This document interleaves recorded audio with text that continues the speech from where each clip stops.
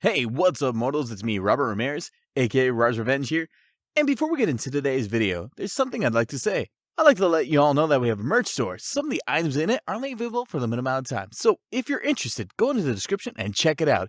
Each purchase helps us make more content. Secondly, if this video hits 1,000 likes by the end of the week, we'll continue this what if. Thirdly, if you didn't know, only 41.3% of you guys are actually subscribed to us, so please hit that subscribe button and click that bell icon. Now with that out of the way, let's get into the story. In a world that relied on heroes to keep their lives secure and easy to live without fear of losing someone who had built an invisible symbol of peace would be the start of something society had never expected. All Might's death came to a shock to everyone, especially those who deeply admire his strength and power to fight. His sudden loss against such a villain alarmed the society whether heroes are actually dependable enough.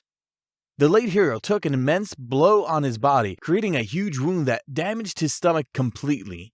He thought he could still fight after the attack, standing up with the mission to completely annihilate All for One. He had his mind focused on how the same person killed his master. How this person plans on doing nothing good for society. But despite these thoughts in his head, Toshinori was already weak and shaking from just that hit, to the point of one or two more could be critical. As he stood up from the bed of rubble, he realized he made a mistake. He let his guard down to gather energy to rise back up and face the enemy, and this resulted in him being in his most feared situation, the critical hit.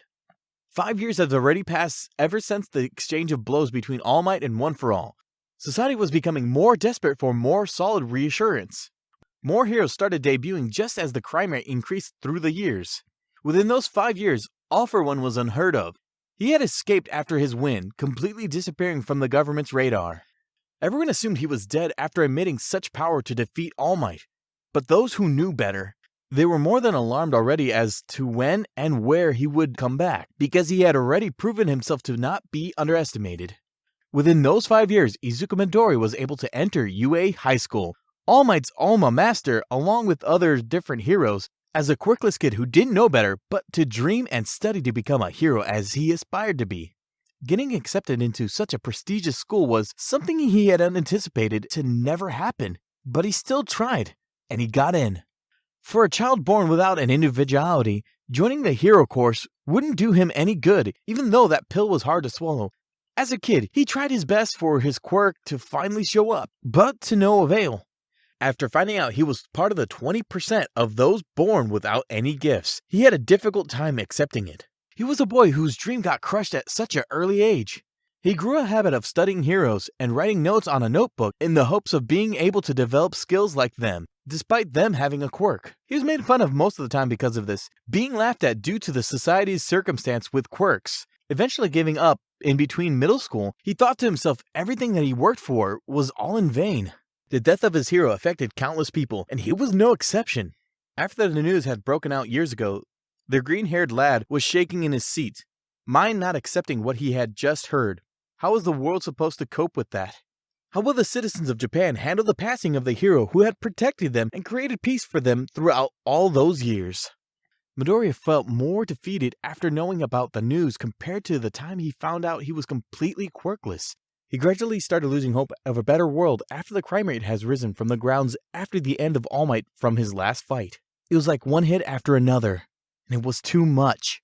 During the morning after the incident occurred, going to school had proven hard for Izuku, especially since his eyes were red from crying himself to sleep. The atmosphere of his classroom was no better than the atmosphere around the country as a whole. With the usual chatter turning into soft murmurs with their heads hung low, the only person whom had not expected to act that way was Bakugo, and that thought didn't fail him, or so he thought so.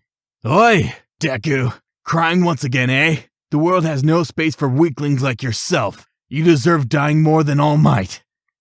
The blonde welcomes Midoriya, a cocky smirk etched on his lips. On the usual occasion, the latter would quickly start growing afraid of Bakugo's antics, answering him with stutters and unclear words, but after the unfortunate incident, he had no energy to answer him. Huh?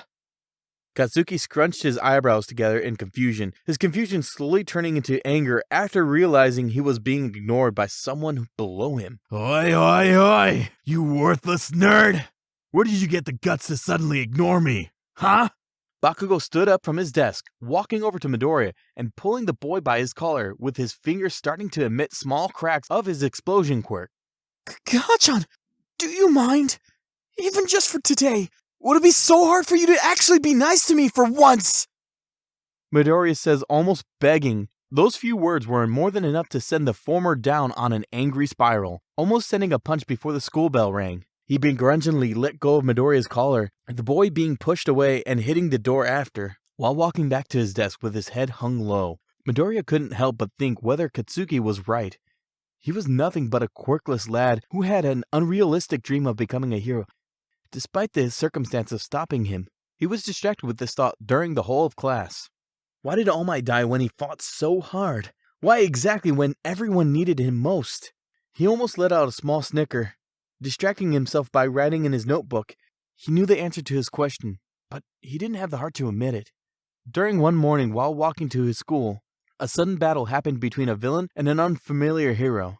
The habit of watching battles to take notes was still buried in his mind as he took out his notebook and pen to start writing like a robot, only to realize after that it won't change anything. He begrudgingly put the two items down while still watching, a small sigh escaping his lips. Then, the crowd suddenly cheered loudly just when he was placing his notebook back in his bag. He turned his head to look, finally seeing what everyone was so hyped up about. The unnamed hero suddenly blasted a bright ray of light from his hand.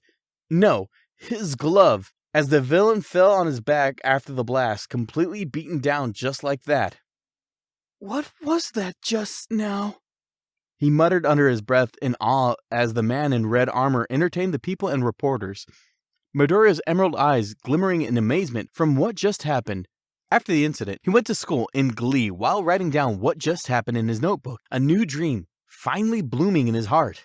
Before we get back into the story, I would like to say that we've got a second channel called Anime Deep Dive. Anime Deep Dive goes over the hard facts of the anime presented. If you're interested in content like this, please go check out the description down below. With that out of the way, let's get back into the story. Joining the support department of UA was an honor and a dream come true. Working on items to support those blessed enough to fight in the front lines, most of his work was inspired by All Might's abilities known to the public. From gloves and arm supports that could deliver the same punches and strength like his attack back then, to lower body armor that helps its user move the same speed as the late hero executed during his last time. Sure, it was no hero course, but somehow, it still satisfied him. All his hard work in studying those heroes and trying to improve his own self all being cramped up in his items. He couldn't be more than happy to do so. Though he does work on more of his own ideas, having to create support items based on the quirks of those in the hero courses was almost something he always anticipated. His dreams were slowly becoming true. But that doesn't mean everything was becoming better for the rest. It cannot continue like this, Principal Nezu voiced out, a cup of tea in between his paws. The loss of the symbol of peace has taken a huge toll on Japan and the whole world. And up until now, the world is in shambles. Young Toshinori's death was unexpected, but not surprising. At least for us. We already knew about the rise of All for One, yet we chose to turn a blind eye. He was in a rush to find a successor of power, yet failed before even finding one. Gran Torino says in a voice laced with disappointment and almost a hint of sadness, the memory of his late friend, All Might predecessor, flashing before his eyes. Indeed, the biggest problem was beyond his death. His quirk, One for All, is supposed to be passed from person to person to eventually fight the evil that looms on the earth. If only they could have urged him to become a teacher at UA much earlier, the possibility of him finding a successor would have been executed without a problem. The world was full of amazing quirks, and UA High School was the perfect place to look for that one person to carry on that sacred torch. His death meant something bigger than fading of a symbol, but the destruction of law and order and the start of a war. Even if more than 100 of heroes debut and fight, if no one will be strong enough to fight the enemy, it'll be no use. UA is well known for molding young prodigies and talented heroes for everyone. Many generations have passed since the first appearance of the glowing baby. The world is evolving, and so are humans. He finally placed down his cup of tea, moving his gaze away from the sun to look at the older man in front of him. Where exactly are you going with this statement of yours? The older man was quick to judge and analyze the principal's words. What did he mean by that? What does the ongoing evolution of humans and quirks have to do with anything? Gran Torino had an idea as to why he was saying something so random, but he was being realistic. Principal, I don't think you quite understand. One for all is a sacred power passed on from generations to generations.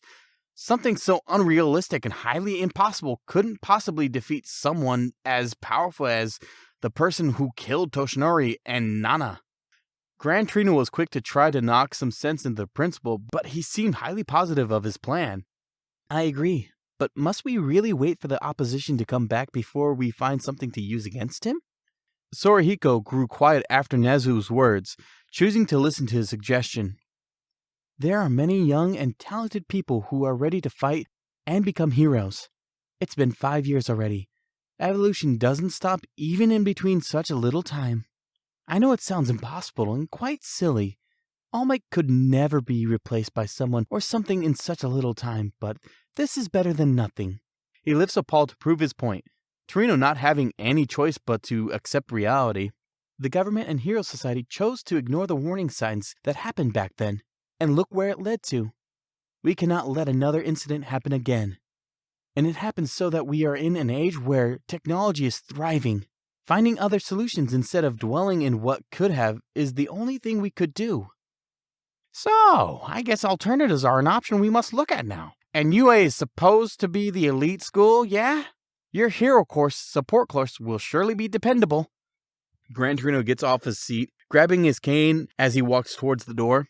Principal, I hate to say this, but kids and those weird gadgets get along just great. I trust there won't be an issue with executing the plan. He waits for an answer without turning back, though he sensed the principal nodding his head.